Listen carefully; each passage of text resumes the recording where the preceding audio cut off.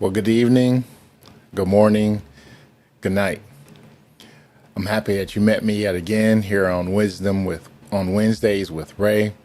I'm excited about all the interaction we've been having. We've really been fortunate to have some really strong topics lately. And like today, I'm super excited to get into today's message. But as usual, we need your help, friends. We need you to help our channel grow. If you want to share, if you want to subscribe, and if you like, the more you comment, the more you share, the deeper and the farther the algorithm will go. And ultimately, we'll get to that 500 subscription challenge. We all need to get there so we can have a little bit more freedom, more liberty, as we continue to be who we are trying to strive to be as wise people. Today, as we've embarked on this new year, many people have made resolutions that are filtering out. They're not as exciting as they once were back in the beginning of January. Reality is setting in. On that note, I want to talk about wise people. We have to own our past. Yeah, wise people are people who understand that every aspect of their life is all important for us to be the people that we are today. Unfortunately, far too many of us have aligned ourselves with other people's dreams. We've aligned ourselves with other people's successes, and what happens is we minimize the successes or even our journey that we've taken. We minimize our experiences, we minimize our family members, we minimize the people that we have in our lives that can ultimately help us get to where we want to be. But one of the greatest gifts that we have is our past. The faith community believes this, that, and we know that all things work together for the good, for them that love God and are called according to his purpose. You see, friends, many people think the only people that are wise are people who've had the best education, the people who've had the best parent structure, the people who haven't grown up in foster homes or an adoption agency. But many of the people who have the greatest drive, many of the people who can share some of the best stories with you are people who didn't have the best upbringings. Now, this isn't a podcast to talk about how people who came up bad are better than people who had good parenting. That's not what this is about. Because even people with good parenting or good schooling or education background have different insecurities and different issues that people don't understand. But all of our past tell a story about how we got here. You see, wise people, your journey is important. In order for us to go forward, we have to recognize where we've been. And some of us, we don't like to look backwards because it reminds us of some parts of our lives that we don't really like. It reminds us of parts in our lives where we felt insecure. It reminds us of points in life where we didn't feel like we had all the backing that we deserved or we needed at that time. But I want to help you. If you look back far enough and you can remember a day, a stage, a decade where you didn't feel adequate, maybe you were an unwed young mother. Maybe you're a young man who had a child early. Maybe you were somebody who flunked out of college. Maybe you were somebody who didn't have the best job. But I want you to look at that experience in your life and look at how far you've come since that time. You see, we need to be able to own the experiences in our lives that shaped, that molded, that created the drive that we have today. You see, we can't be in competition with other people if we don't evaluate where we came from. Your best competitor is you. When you wake up every day, you should be the person that you're trying to be better than, the version of yourself from yesterday, the version of yourself from a week ago, the version of yourself from a year ago. You see, friends, you can only properly measure your growth if you evaluate how far you've come. You see, the depraved nature that we have, many of us aspire to go to school. Many of us aspire to have a great job. Many of us aspire to have a fine spouse. But those things get old to us. But unfortunately, we strive to have those things so we can be better than other people. You see, we don't value education. We don't value the necessity of having a God-fearing wife or husband. But what we do value is having something or someone we can show somebody else up. In our flesh, we can say that My husband is better than this person. My wife is better than this person. But ultimately, none of those things will keep you. But if you look at yourself, if you look at a period of point in time in your life when you were not as mature as you are today, if you can look and evaluate at a period point in time where you weren't as financially responsible as you are today, you see where we're going, friends? The measurement is not someone else, but the measurement is how far you've come. When we can embrace that, we can recognize there was a time in our lives we really didn't like ourselves. There was a time in our lives we weren't happy about ourselves. Many of us have made physical fitness goals. Many of us have had goals to be better parents. Many of us made goals to be more listening husbands, more supportive wives. And you can point to a period of time that may say, I'm not exactly where I want to be, but compared to where I started, I've come a long way.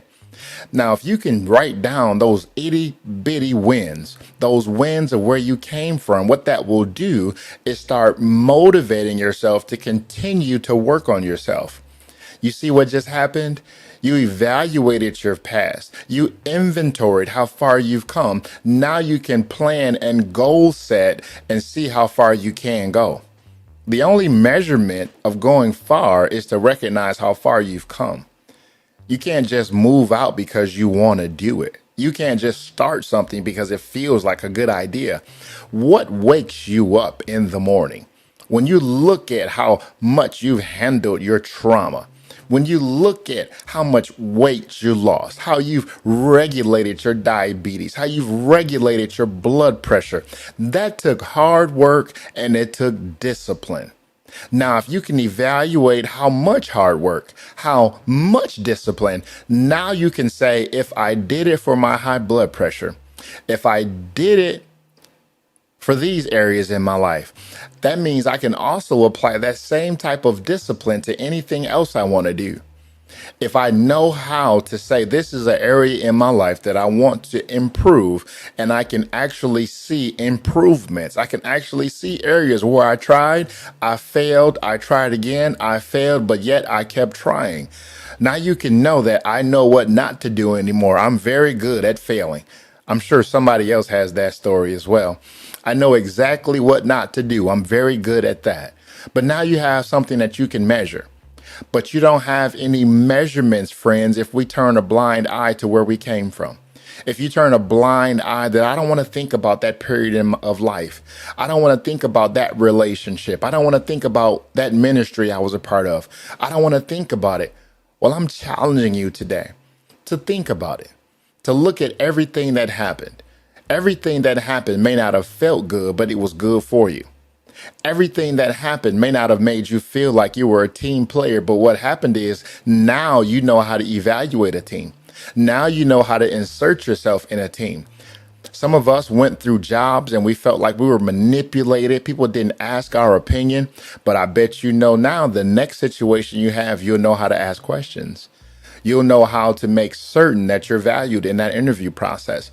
You'll know how to ask exactly what is expected of me in this role. You see what happens? All of our past experiences help us live going forward. The purpose of our past is not for us to put our head under the pillow. The purpose of our past is to help us make better decisions. The purpose of our past is to help us evaluate where we came from, and do we want to duplicate our past, or is there something we want to change? If you know how to evaluate where you came from, when you know how to say, I don't want that type of friend in my life anymore. I don't want that type of person in my life. That is not the man or woman I want to marry, because now I know, because I've had this dating experience. Now I know because I've opened myself up to this person and I felt like I was manipulated. So you can't be guarded and make other people feel the wrath of people mistreating you. But now you have information on how to conduct yourself going forward. So what's the challenge today? For us to take an accurate picture of where we came from, no fluff, not making ourselves feel better. If we were in a bad period of life, that's important to look at that, recognize that, give God glory for bringing you out of that space, and continue to strive to go forward. Continue to press on. Continue to believe that you can do all things through Christ. Continue to pray. Continue to trust. Continue to know that I may have been down back then, but I'm moving up. I'm not afraid to be down. I'm not afraid to fail because I've been down before, because I failed before. So now fear can't hold me. Now this trauma can't trip me up. I've been down this road before, and now I'm trusting. Now I'm believing. Now I'm pursuing, because that's not something that I'm going to be hesitant of because I've experienced it before. You see what happens? There's many talented people who go to college, many talented, very smart people who go and get book knowledge. But when they go and they try to apply to get jobs, when they go on all of the websites and try to apply for these jobs, they get called back because their education is something that an employer wants. But they ask a question that's make it very difficult for people to ascertain. I appreciate what you studied. I respect the school you went to, but I'm looking at your resume and I don't see any, here's that word, experience. Do you have any experience that you have not listed? And as the college student eyes come down towards the desk, they realize that I have the head knowledge.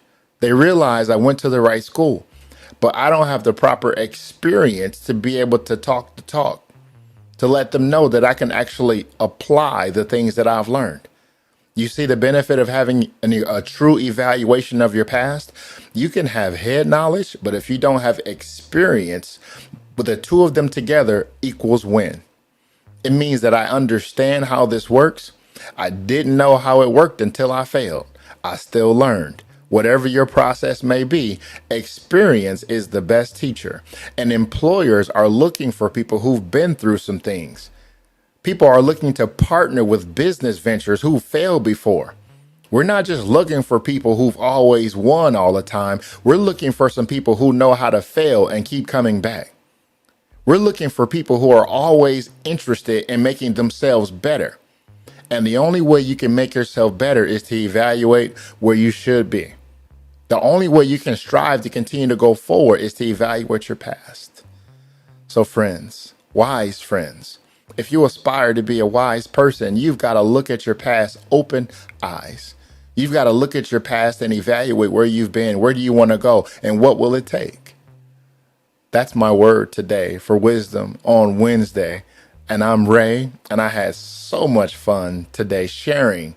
Evaluate your past if you want to be considered a wise person. Have yourself a wonderful day, a wonderful week, and I'm excited that you joined me for this particular segment. Have a great day, and may God keep and bless you. Have a